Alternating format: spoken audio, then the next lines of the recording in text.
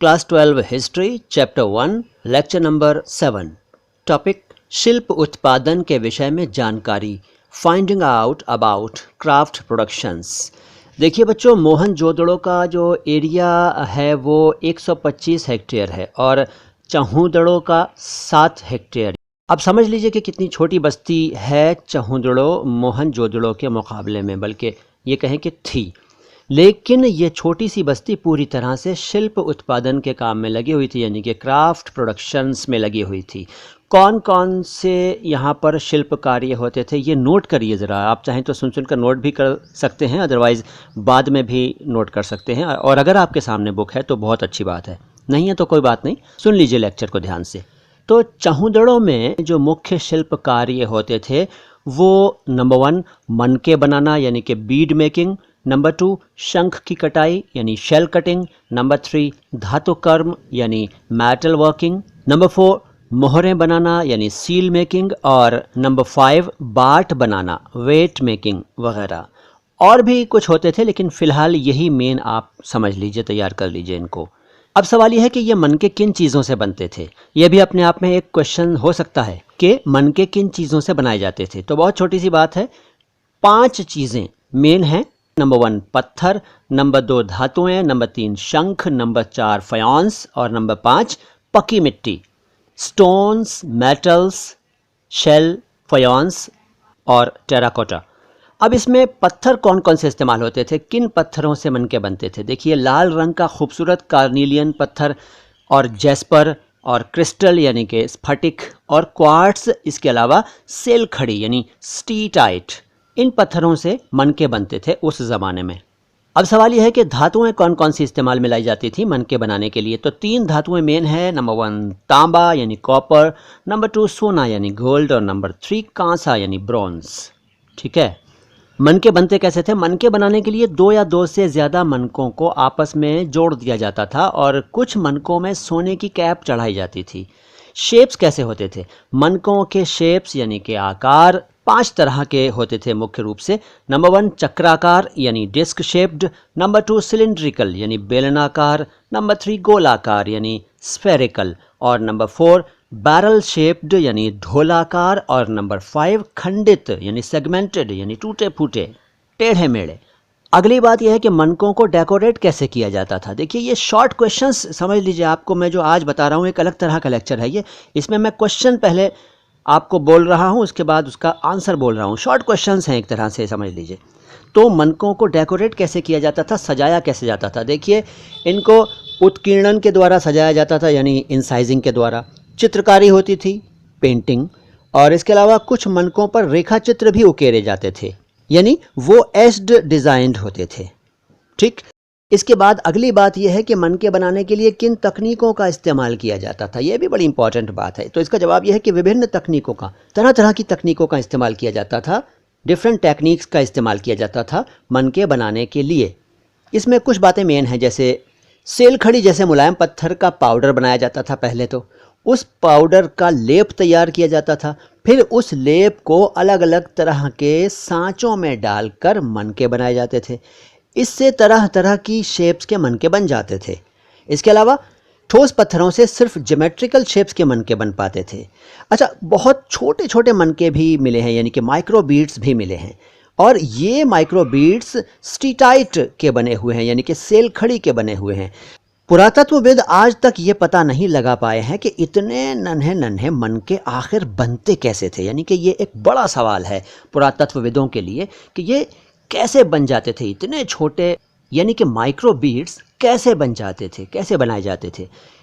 अच्छा, फिर ये बात भी नोट करने के काबिल है कि लाल रंग के कार्नीलियन पत्थर और पीले रंग के रॉ मटेरियल को तरह तरह की टेक्निक्स का इस्तेमाल करके आग में पकाया जाता था। इससे भी सुंदर सुंदर मनके बन जाते थे। इसके अलावा ये भी होता था कि पत्थरों के पिंडों को यानी कि नोड्यूल्स को पहले रैंडमली तोड़ा जाता था। रैंडमली तोड़ा जाने का मतलब यह है कि पहले तो तोड़ दिया, उनको छोटे छोटे पीस कर लिए उनके, उसके बाद बड़ी बारीकी से शल्क निकाले जाते थे। शल्क मतलब फ्लेक्स, यानी उनकी एक तरह से परत उतारी जाती थी। फिर खूबसूरत मनके बनाए जाते थे। जब मन के बन जाते थे तो उनकी घिसाई होती थी। घिसाई के बाद उन पर पॉलिश किया जाता था और फाइनली उनमें छेद बनाए जाते थे। तो ये है प्रोसेस। ये कुछ आपको जो मैंने इसके प्रोसेस बताए इनको ध्यान में रखिए, बड़ा इंपॉर्टेंट है।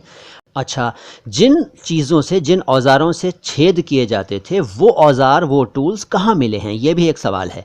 तो इसका भी बड़ा छोटा सा जवाब है कि जिन टूल्स से छेद किए जाते थे मनकों में, वो टूल्स 3 जगहों पर मिले हैं, चहुदड़ो, लोथल और धौलावीरा। नोट कर लीजिए।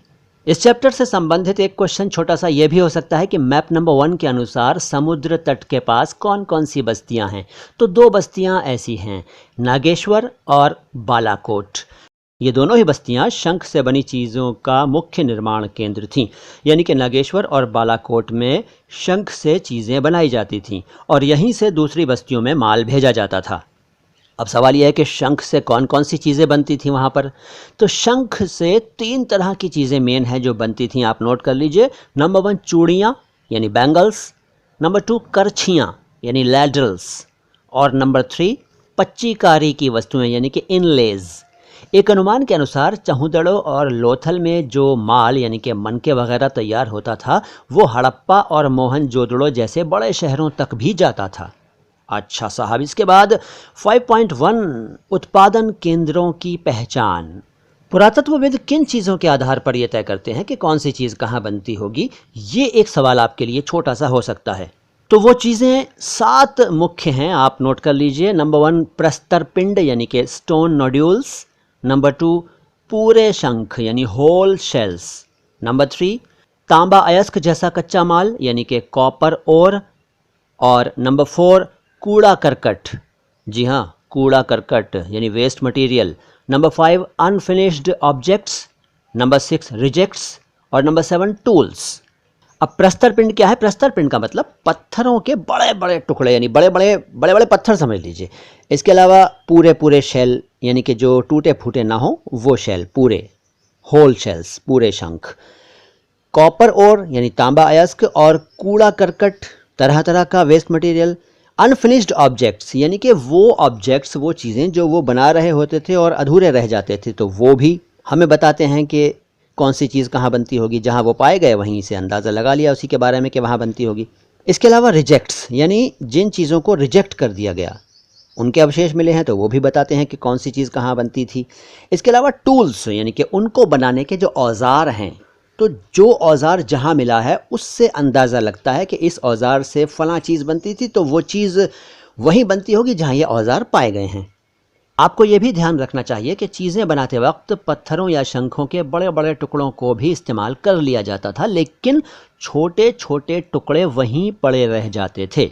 यही वो कूड़ा करकट है जिससे विभिन्न वस्तुओं के निर्माण स्थल का अंदाज़ा हो जाता है। ऐसा कूड़ा करकट कहीं कहीं हड़प्पा और मोहनजोदड़ो जैसे बड़े शहरों के अवशेषों में भी मिला है।